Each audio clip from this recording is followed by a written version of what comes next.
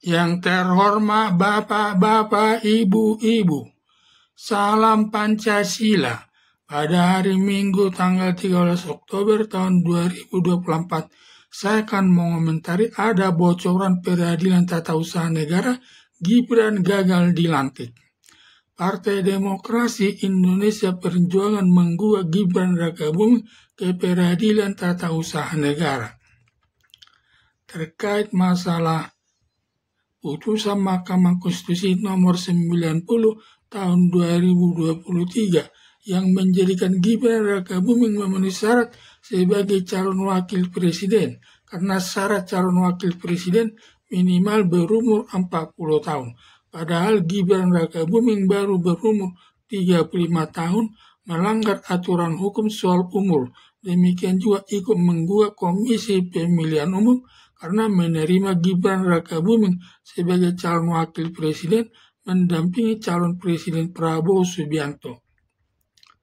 Sidang perkara Gibran tersebut tadinya akan diputus Majelis Hakim Peradilan Tata Usaha Negara pada tanggal 10 Oktober tahun 2024. Akhirnya ditunda karena ada informasi hakimnya takut dibunuh karena Presiden Joko Widodo masih aktif sebagai presiden.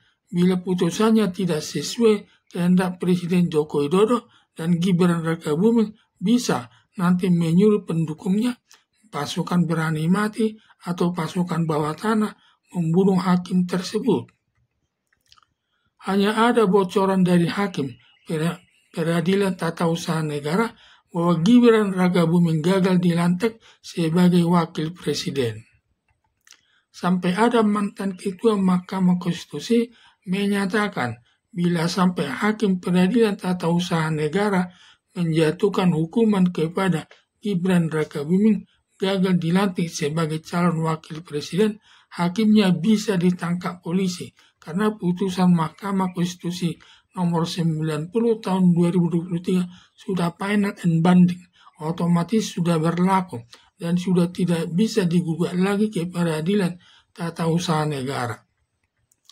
Pernyataan mantan ketua Mahkamah Konstitusi tidak pantas menakut-nakuti hakim peradilan tata usaha negara. Secara tidak langsung ingin membela Presiden Joko Widodo dan Gibran Rakabuming. Biarkan saja di proses persidangan berjalan dengan baik. Tinggal menunggu hasilnya, karena hakim itu tidak boleh terpengaruh kepada pandangan masyarakat.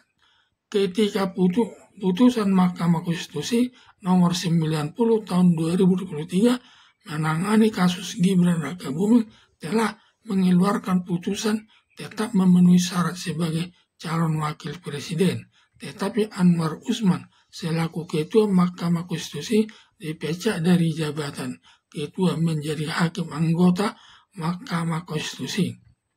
Ada dugaan mantan ketua Mahkamah Konstitusi ikut membenarkan bahwa Gibran Rakabuming sebagai calon wakil presiden, maka mantan wakil ketua Mahkamah Konstitusi marah kepada Majelis Hakim Peradilan Tata Usaha Negara bahwa Gibran Rakabuming gagal dilantik sebagai calon wakil presiden.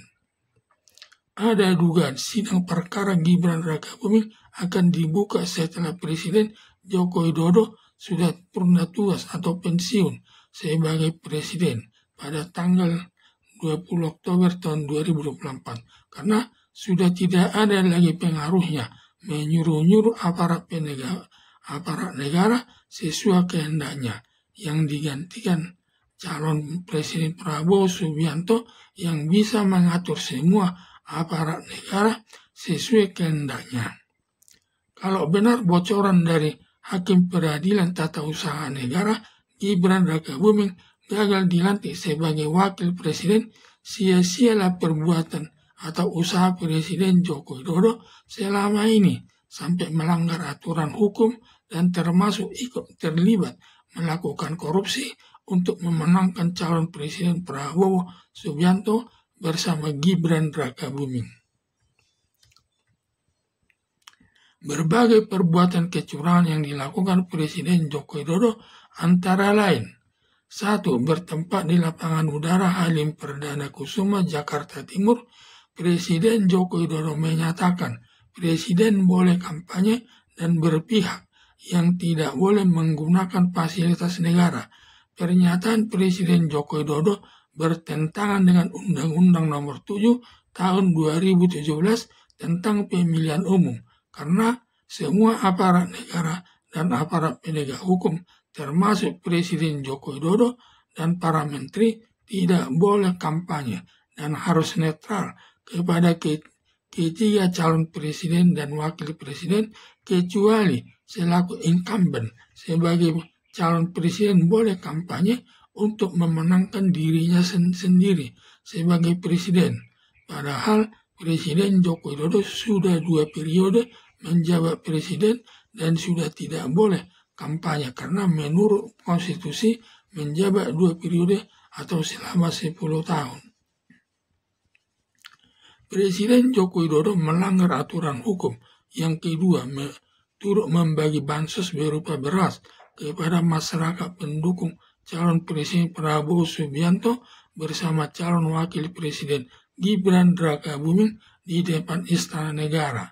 Demikian juga Airlangga Hartarto selaku Ketua Umum Partai Golkar saat itu merangkap menjabat Menteri Koordinasi Keuangan, turut membagi sembako berupa beras kepada masyarakat di salah satu daerah Nusa Tenggara Barat.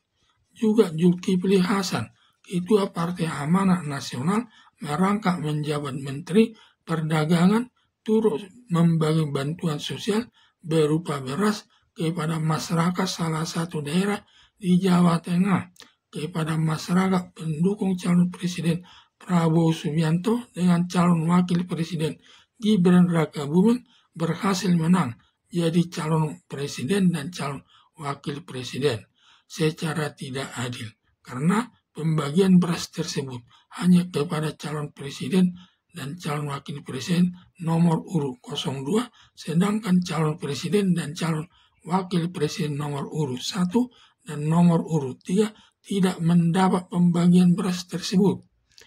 3. Perbuatan melanggar hukum yang ketiga yang dilakukan Presiden Joko Widodo menggunakan anggaran pemerintah sebesar 450 triliun untuk pengadaan bantuan sosial berupa beras, dan pembagian beras tersebut tidak merata berakibat pengadaan beras 450 triliun masuk perbuatan korupsi yang merugikan keuangan negara, melanggar pasal 2 Undang-Undang Nomor 19 Tahun 2019, ancaman hukumannya berupa hukuman mati, hukuman seumur hidup, hukuman badan maksimal 20 tahun. Mengenai berat dan ringannya hukuman bagi pelaku korupsi tergantung pertimbangan hakim. Bila pertimbangan hakim banyak alasan yang memberatkan, hakim dapat menjatuhkan hukuman seumur hidup. Tetapi bila pertimbangan hakim banyak alasan yang meringankan, maka hakim dapat menjatuhkan hukuman selama 10 tahun sesuai perbuatannya.